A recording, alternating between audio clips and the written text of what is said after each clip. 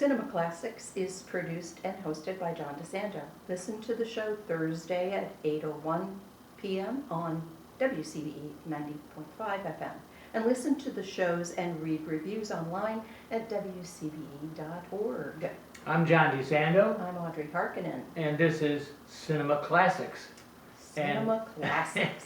And we certainly have a classic today. Let me preface it by saying, in a short while, because we're, of course, recording this before it's broadcast, in a short while, Steven Spielberg will come out with his new alien invasion movie, which is called,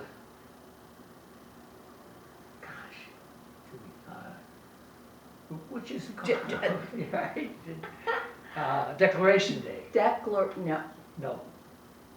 Is it? Disclosure Day. Thank you, Disclosure Day. Disclosure Day. I don't know why they don't pick simpler titles. Yeah. Even a guy like me. Anyway, the point is, who cares, because it's Steven Spielberg. So Audrey and I are going to reintroduce you to one of his great alien invasion movies. Right. Close Encounters of a Third Kind. Yes. 1977, you were barely born. Oh, barely. I know. And I, of course, was thriving at that time. I was at a great time with my kids, and coming across this again, as I did in preparation for our show here, I'm thrilled. I don't know, how about you? I think this is a great little nugget.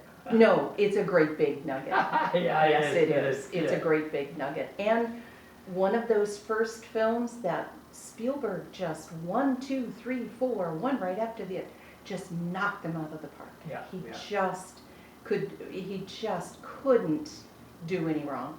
And anyway, and we'll look at some of his other pictures Yes. a little bit later on in the show. Right now, we've got enough to handle this first part of our show with Close Encounters of the Third Kind. I use the word magical. It could be any word. What makes it so, Audrey? Really, what makes you say to yourself, this is just as good as when I first saw it? What does it do for you? Well, in the first place, this is the basic story is an alien visitation to Earth instead of invasion. It's visitation. Good, that's a good. That's Yeah, a good. Yes, and I say alien invasion because it's more generic. Right. But you are absolutely right, boy. This is far from an invasion. Right. And as opposed to the other sci-fi alien types of films of the period 50s and 60s and so on, which involve conquest or domination or alienation, those kinds of themes. What is so magical about this is it's mutual exploration. The Earth is kind of preparing and trying to figure out how they can communicate with, because they know that these aliens are coming. They have communicated with them, and the aliens are interested in exploring us. So it's a mutual exploration, and not a lot of fear-mongering and not a lot of devastation going on. And I think that's what makes it so special. Boy, you couldn't be more right. We have, and we still do that. We still use alien invasion as a matter of battle. And, yes. And most of our Marvel and all that stuff is filled with that kind of hate, xenophobic hate, or fear. Yes. And Spielberg took it, as he does even today, as a blessing. Yes. As a sign, because I know that he has said more than once that he believes in aliens, as I do too. I believe there's other life out there. There's got to be. Yeah. Who do we think we are? We're the only ones? And with the billions of stars and trillions, I'd have to say, you don't think there's a chance that there's a civilization out there? They may not look exactly like us, but I think it's out there. Yes, yes. And this is his way of introducing us to that. It's just a way to explore and a way to understand. Yeah. We're looking at this from a scientific standpoint. You've got technology, and I love looking at those old banks of computers they have all sitting around. It's very nostalgic and fun. Mm-hmm. But there's also the military and how they're not arming themselves. Thank you. They're trying to diffuse any confusion or any fear in the public.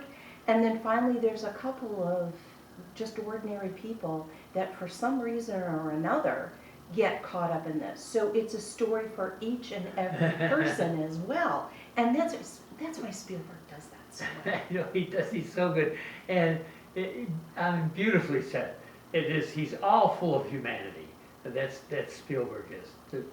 There's nothing contentious about what he does when he presents that.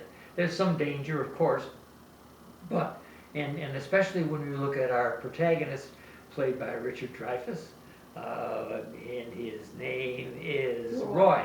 Right? Or Roy. Roy, and you weren't with us, but usually you are with us when we go to these conventions. He was there at the most recent one, Comic-Con or stuff like that. You know how they have those conventions out that Shatner is always there, right? Yes. Did you ever miss Shatner? Anyway, to see Dreyfuss, and of course he's aged so much, but they had him just perfectly, just the ordinary guy who's got 3 kids and a wife, played by, the beloved Terry Garr. Yeah. Great job by Terry. Oh, I love her, and she died young, in life. She died young, and I think everybody misses her. But she does leave him. Yes, she does. She takes the kids and runs because he builds a mountain in the living room. And he just knows that there's something going on, but he cannot figure out what it is. And poor Roy this is tearing him up inside. But I think one of my favorite scenes is when he's on the phone with his wife trying to talk her to come back, and he'll get this under control, he'll figure this out. And you look over his shoulder and there's a black and white TV that has ABC nightly news on, and they're talking about a railroad derailment in Wyoming, and the long shot is Devil's Tower. And you keep saying, oh, just look over your shoulder, look at the TV, and then he finally looks over. It's so cheesy tension, suspense. It was so great, and then he finally looks over his shoulder. Oh, there is something going on here. Because he was building these replicas of this huge mountain. Yes. And he can't figure it out. Nobody else can figure it out. And then once they showed Devil's, what is it, Devil's Mountain? Devil's Tower. Devil's Tower. In Wyoming. I once made a part of one of my cross-the-country tours on my motorcycle. I made it to Devil's Tower, inspired by this. Yeah. It's pretty cool from a distance on your motorcycle. Yeah.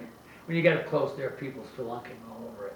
Oh, okay. You know, so it's not pure such as it is in here. Yes. And but yet there is, what a great choice of him, and even some marshmallow thing or whatever they have, or eggs, looks a little bit like the mountain, right? Yeah. Yes. He's seeing it everywhere, and then when he comes to the realization that there is something going on, and he is going to further explore it. I just think that's just a great moment. A great moment. I was always, and I still to this day, kind of, I don't know, questioning him leaving his family. How do you leave your whole family now? Granted, she took as a mother, but she didn't say like, this is the end of our relationship, was it? I don't think that was the case, but. But he took it as a way of leaving with a good conscience. Yes. I felt that was, but, couldn't do that with my kids, so. And I don't know how they depict those kids. The little boy, right, whatever her name is just as cute as can be. And Melinda Dillon's Jillian, her son is just a cutie pie, the one they abducted. No, look what they abducted. Oh my gosh, yes. Huh? This is kidnapping. Yes. But he goes running into the dark, laughing, and then, of course, he turns around and looks over his shoulder as the people are walking on the alien spacecraft, and he's saying bye with a big smile on his face. I mean, how can you not just? It just warms your heart over and over. All right, Audrey Harkonen. And this part of our show, if people want to hear more, and they always want to hear more from you, they would prefer if I shut up, which I try to do as much as I can. Anyway, this would be at our podcast, and our podcast in this case is Double Take. And if people want to go to WCBE.org to that podcast experience, they can hear more. But right now, Audrey, what do you recommend about Close Encounters of a Third Kind? Well, I think that given what's going to be presented by Spielberg in just a day or two, I think we have to review this because this is part one of a story. And the disclosure day is part two. So let's refresh our memories Yes. and let's enjoy the Yes, preparation for disclosure day. yeah, yeah, I'm just wondering. Well, Spielberg's wondering, he's still wondering. He is. Oh, that was too fast. Jeez. God.